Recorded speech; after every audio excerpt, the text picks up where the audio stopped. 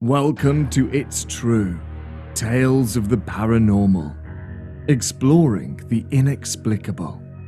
Most encounters with the odd are quite explainable. An overwhelming number, 80 to 90% in fact, will find very logical explanation. Our focus is on that 10 to 20% that do not. It's time to give a voice to real encounters and share genuine experiences of the paranormal. And now, it's true.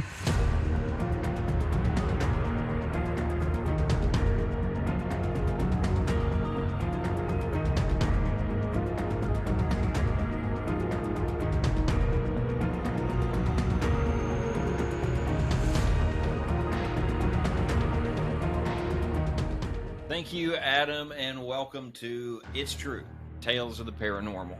Three very special guests, actually my three favorite people in the world, and the ones responsible for getting me interested in the paranormal, will be joining us shortly with several quite genuine encounters. But think about it. You're 11, 12 years old, sitting on the couch early on a Saturday morning watching cartoons. Down the hall, you notice someone walk from your mom's bedroom, which is across the hall, into your bedroom. No biggie, right? You assume it's your mom and that she's looking for you, but she doesn't come out. So soon you make the trek down the hall thinking, as most 12-year-olds would, why is mom just hanging out in my bedroom? Only when you get there, she's not there. No one's there. You turn around, walk into your mom's bedroom to find her fast asleep. And really, that's just the tip of the old iceberg. Picture frames flying off of shelves, not falling, mind you, but rather projecting over the bed, off of the shelf against the wall that the picture frame was sitting on, flying over the bed and landing in the middle of the floor. Distinct knocks at the bathroom door when no one's there, and a lot more. So a lot to get into in this episode of It's True Tales of the Paranormal, and we will start by meeting our guests right after this.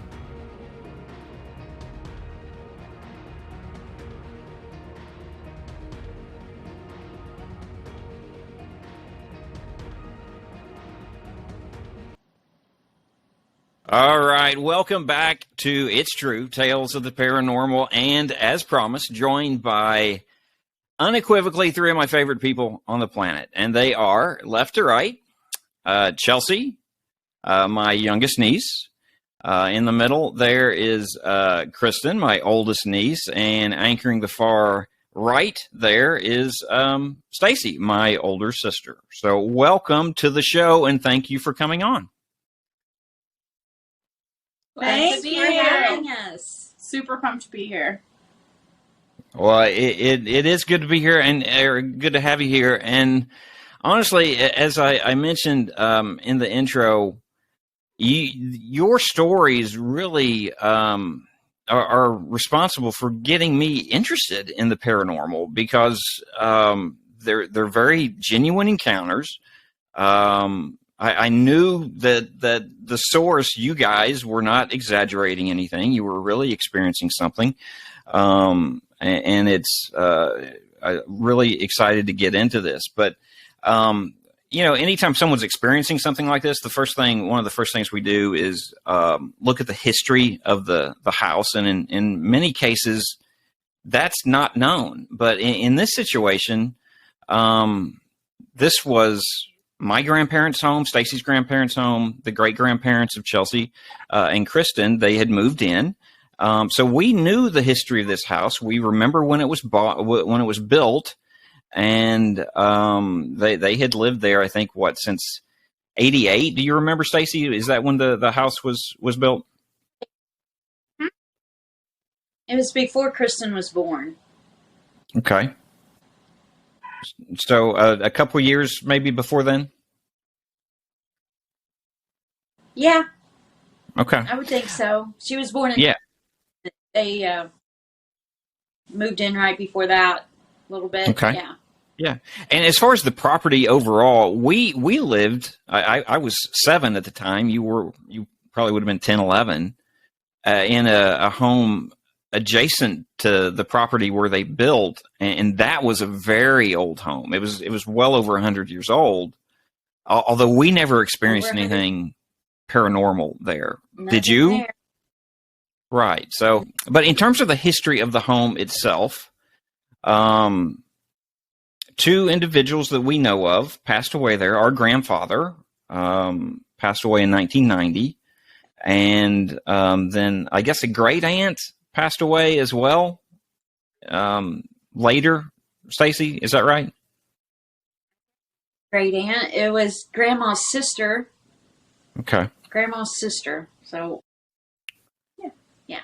Okay, so that would have been our great aunt, and she passed away, I guess. Or do you know when she died? Oh, I would have no idea what year that was. Was it before I was born?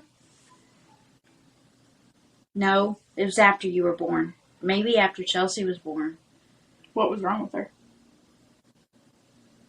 That might not be nice to ask. No, I'm not sure. She had a lot of health problems, and I know she had problems swallowing, and I know it was after you guys were born because I gave her the leftover baby food because that was something she could eat. That's awful. Funny. I know, but Wow. like, sorry, I've never heard it before, so it caught me off guard a little. Very generous, though, Stacy. Thank you. Goodness. Wow. All right. Yeah. Excellent. Okay. But I guess the bottom line is we're aware of the history that went on in this house prior to these events happening. Do you remember Grandma talking about anything out of the ordinary happening when she lived there? Because she lived there for several years after both of them had passed there. When she lived there, a lot of times she would say that things were missing or moved or whatever, and we just thought that she had forgotten where she put something, or just kind of blamed it on her forgetfulness. And maybe that was the case, I don't know. Or maybe there really was something going on. Did that happen before the deaths in the house? Or No, was it like just it was after? It was after. It was after. Did she attribute those things to paranormal activity, or? No. She acted Okay. like someone was coming into her house, moving things around or whatever, but I think it would make more sense that a ghost did it than someone coming into her house right. every day to do it. And I don't know how often it happened or anything like that, but I know there were a few times she had made mention of something Interesting. in the basement. Wasn't where she knew it was, and she would find it somewhere else. And we just thought, well, she forgot where she put it, and maybe that could still be it. But now it makes you think maybe she was correct. Maybe she knew where she put it and it wasn't there. Yeah, absolutely. All right. Well, a lot to get to when we come back. We'll take a break and then get into the specific stories. So we'll be right back.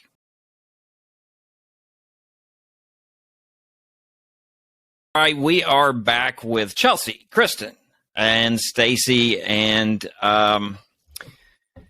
we know we've got a home that they've moved into, a log cabin, not an old home at all. But how old was the home when you moved into it, guys? Was it 10, 15 years, I guess? Probably. Yeah. No. I mean, we moved in, it was like 2003. No, 2003. 2003 or 4, something like that. Okay. And how long before you noticed that first odd experience? We had lived there a little while. Maybe a Not too year. long. Yeah, like a year. Okay. Maybe a year before we had that experience. Okay. And the first. all right, well, tell me about that first experience then. Well, the first experience was when Chelsea and I experienced together. We were in the home alone, right? Mhm. We were home alone and playing in her room. Which was Grandma Daisy's room. Yes. Okay. And we were playing on the floor, corner of the room, playing on a dry erase board on the floor. We were just drawing and playing games. And we were laughing, giggling, having a good old time. And then all of a sudden, a little picture off of her shelf on her wall just flew out into the middle of the floor like a projectile. Like someone Threw threw it. it. We tried to We propped it back up and would try tap to it. knock it off and try to get it to do it again, and it would just never land in the same place. It dribble landed. off. Even if it were to bounce off your bed that was underneath the shelf, it would just kind of bounce and plop. There was no way that it could have projectiled off of the wall and over the bed into the middle of the floor. Wow. And the funny thing about that was that since I'd just gone through a divorce, the picture on her shelf was a picture of their dad with his new wife and all their children. And that was what was in that little picture. So we always felt that was kind of humorous, that maybe Grandma Daisy didn't like that. Yeah. We never felt, we weren't afraid or anything like that. It was just totally unexplainable, and we weren't the type of people that would, make that up, or we just didn't know what to think about it. Well, I'm sure the event itself was kind of unsettling, but it sounds like it just happened, and you're looking at each other like, what the heck just happened, right? I mean, it wasn't like, oh my gosh, we got to get out of here. What just happened? Yeah. And then we thought, well, there's a logical explanation. And so that's why we tried to duplicate everything that had just happened. There's nothing was shaking, or there was no reason for that to fall off of the shelf when it was perfectly stable. And then especially for it to fly out into the center of the room. Yeah, it sounds like it launched over the bed. Over the bed. I mean, gravity takes its toll, and if something, knocks it or whatever, it will fall. It will fall down, though. It won't fall and project into the middle of the room. Yeah, we could not explain it. And then the fact that it was the picture that it was, when there were other pictures on that shelf, that it was only that picture that was in the least bit had wavered and flew. Why didn't the others? Mm-hmm. Right. So there were other pictures on the shelf. Wow. But that one is the one that which is just kind of a mind-blowing experience from that standpoint. I mean, if something would have, disrupted and impacted one, it would have disrupted and impacted all of them. They all should have at least dropped, but nothing fell but the other, but the one. So, but you're convinced that it was Grandma Daisy. Now, Grandma didn't pass away there, but Chelsea had an interesting experience, maybe a paranormal dream experience that made you think that maybe it was Grandma's presence there. What about that, Chelsea? Yes, so it was after that incident, and I was sleeping in that room that was Grandma Daisy's, because that was my room, and I had a dream that it was like I was wearing those pajamas I was wearing. Felt like it was happening right then. And Grandma Daisy was at the end of my bed, and she was just like asking how everyone was doing. And I was just like, we're fine. Thanks for checking in. And then I woke up, but it didn't feel like it was a dream. It felt like Mom came into my room to talk to me and woke me up. Like, it felt like she was right there. Yeah. Wow. Well, that's pretty cool. But you never felt unsettled by this, and you would go on, and we'll get into the other experiences you had, but you never felt scared. You never felt threatened or anything like that. This wasn't a negative experience for you, any of these experiences, correct? Right. I never felt scared by anything. It felt comforting that she came to check on us. Yeah. Okay. Because I feel like me and Kristen. Yeah, they were very close to Grandma. Right. And, but like I mentioned in the opening, this is just one of many incidents that you experienced. Kristen, you've got a few experiences where the TV fell or the TV turned off, and talk about that and the closet light and all that. Yes, so my bedroom was her crafting room, and I never felt scared in that room, or really like there was like anything, like a presence or anything. I just kind of felt like, it's my room, whatever, and I just went about being my 13-year-old self living in that room. And I always slept with my closet light on and the TV on because I was scared of the dark. And one night I woke up, and what woke me up was the fact that the TV just turned off. And that never happened. I'd been in that room for probably over a year, and that had never happened before. So it woke me up when it went off, because I always had the sound on, but it was always low. And then once that turned off, a few seconds later, my closet light turned off. Then that kind of caught my attention. I started waking up a little bit more. Then my TV turned on. Then my closet turned on. But it was not simultaneous. Everything happened kind of back to back. And something else that always happened with that TV, not just that night, but every night, was that it would always turn to the cooking channel. It would always, I remember that. yeah, it would always turn. Like, she wanted to watch the cooking channel. Food Network. That's something Grandma would have enjoyed. Yes, it always turned there at some point throughout the night. Like, We'd go to sleep with TV, wake up with the cooking Yes, channel every like- night. I would try to have Real World, give me all of the juicy gossip, and then it would be Emerald cooking steaks at 2 a.m. I never knew the cooking show element to that. Grandma was a great cook, and she loved cooking. Wow, that's just mind-boggling. If it would have went, who's the painter guy? Because Grandpa got into that after he retired. The guy who does the PBS show. Yeah. If it would have been that, I would have, okay, well, that's got to be Grandpa. But, wow, the cooking show, that's just interesting, isn't it? Because that's nothing you would tune into.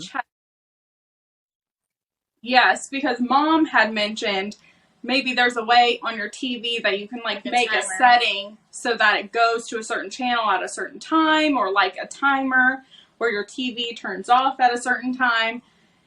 I checked. There was absolutely nothing set on my TV. And after that specific event where everything turned off and turned back on, I remember asking Mom the next morning if maybe the electricity had gone out for just a brief moment. And she was like, well, no, all of the clocks in the microwave, nothing's flashing, everything's fine. And that's when I realized that it might not be something I could explain. Well, did you ever have electronical issues?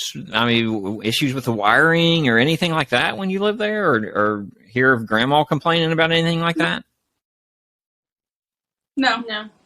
So, Even if the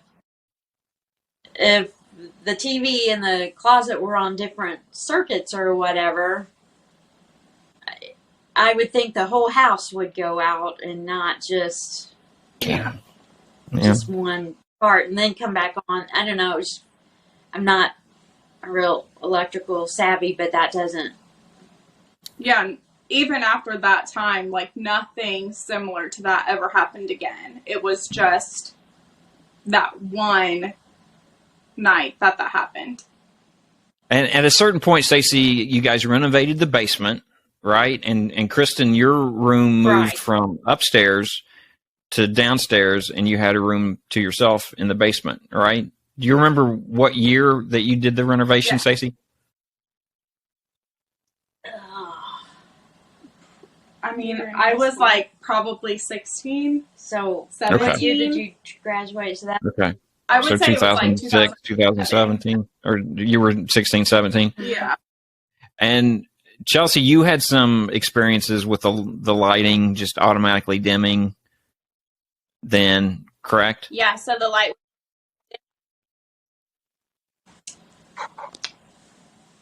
And Kristen, that's where you had the experience with the knock on the bathroom door. Can you share that with us? Yes, so I was probably like 18 or so. Like, I'd been in the basement for a while at that point, and I go to the bathroom in the basement. I'm like going to take a shower, just doing the regular things, and I hear a knock on the door, and it's a very abrupt knock. It's not scary, but it's definitely there. There's no questioning whether or not it was a knock or maybe something upstairs, because that wasn't weird to hear things happening, people walking around, the dogs, like people slamming cabinets. You heard those things upstairs all the time being downstairs, but you could tell that that wasn't the case.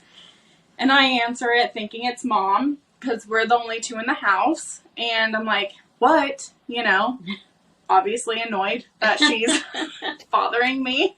And nothing, no response. So I ask her again, you know, what do you need? And no response. So at that point, I go and I sling open the door, and no one's there. And at that point, I like panic, like total fear. And I run as fast as my little legs can take me all the way up the stairs. And I'm just yelling, Mom, Mom, Mom, all the way up the stairs. And she comes to the basement stairs and she's like, what's going on? And I'm like, did you knock on my door? And she's like, no, why would I be downstairs? I'm not downstairs. I didn't knock on any doors. And I'm like, so did you knock on the bathroom door? She's like, no, didn't knock on the bathroom door. Like, I'd been up there the whole time. She had been up there the entire time. And wow. And this was not a knock that it could be mistaken for the dog scratching at the door. You had a couple of Japanese chins, right? And it couldn't have been anything like that. This was a distinct knock. Yes.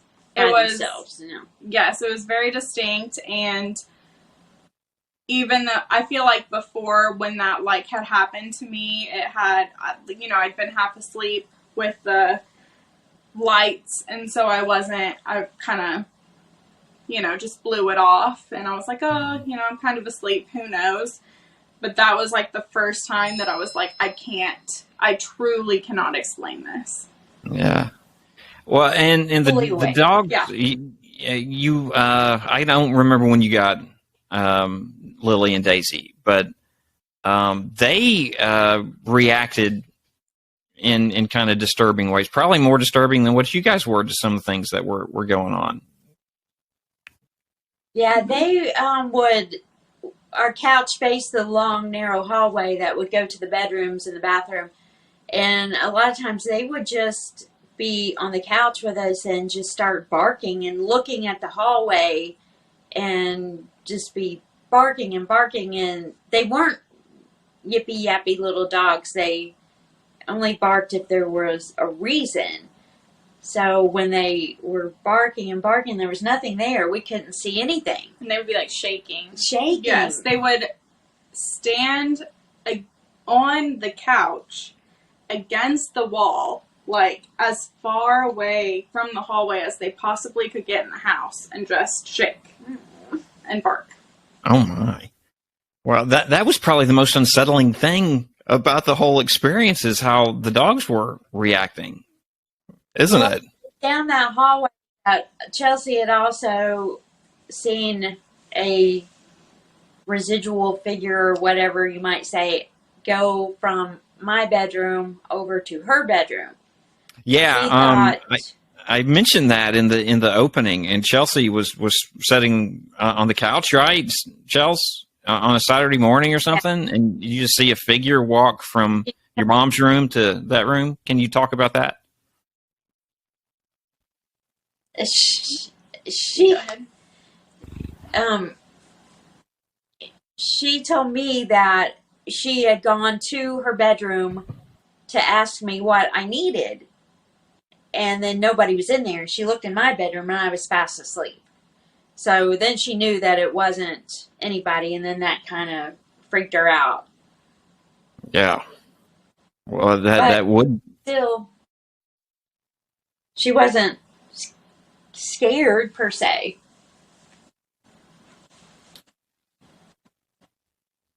And Stacy, you had an experience where you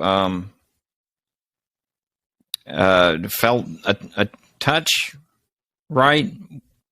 Yeah, I was it was morning. I was you're in that state of, you don't want to get up yet. And, but I think I was mostly awake. But I had my hand out, like under the pillow and then out. And I just felt someone brush my hand and touch my hand. So I thought, oh, well, one of the girls have got up and they need me. And I opened my eyes to see what they needed, and no one was there. And I distinctly felt someone touch my hand. Yeah. I don't know, that was not scary, but you felt something and no one's there. Well, I thought the same thing happened in the laundry room downstairs that you told me happened. She was like folding laundry, facing the washer and dryer, and then felt someone tap her shoulder, and so she flipped around thinking it was one of us and nobody was there. Yeah. Wow. Okay. So a lot of just unexplainable situations that you experienced there over what time frame? From when you first moved in to when you moved out, you experienced these. And we lived there about 10 years, 9 or 10 years. So it happened on such a rare occasion.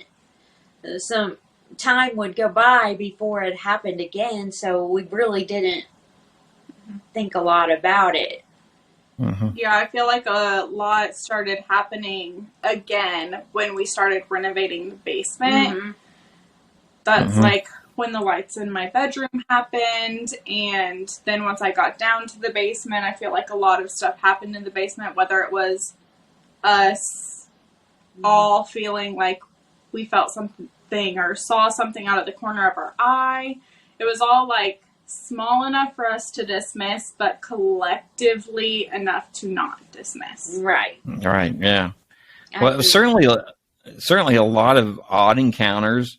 None overly unsettling. I'm sure unsettling in the moment, just to see a picture fly off the wall or be looking down the hall and seeing a figure walk into your room and unsettling stuff. But taken as a whole, you weren't ever afraid. I don't ever remember you being fearful about anything that was going on.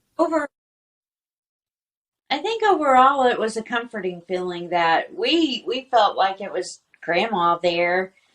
And I don't know how all that works. I don't know how spirits, I don't understand all of that, and I'm not going to pretend I do, but I think for us it gave us comfort thinking that Grandma was still there. That might not have been the case at all, but at the same time, if we felt comforted by it, then it was a good thing. Yeah. Absolutely.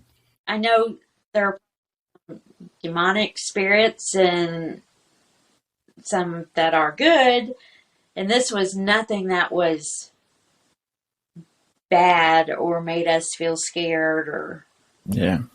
I mean, you might have been a little bit freaked out by the bathroom knocking, but Yeah, I never felt like I was in danger. no. Yeah. Yeah. Well, so many of these situations you hear about or just see on TV, and they're so dark that it is very unsettling to even listen to, much less experience. But when you experience something like that and still feel very much at peace, that's got to be a good thing, right? Yeah. Mm-hmm. So, well, guys, you've had some interesting experiences, and like I said, I know they're genuine. So that's really got me intrigued by the whole paranormal scene. But thanks for coming on and sharing your stories. Thank you for Thank you for having having us. Thank you for listening to It's True, Tales of the Paranormal. Subscribe today to receive updates on new episodes and Tales of the Paranormal.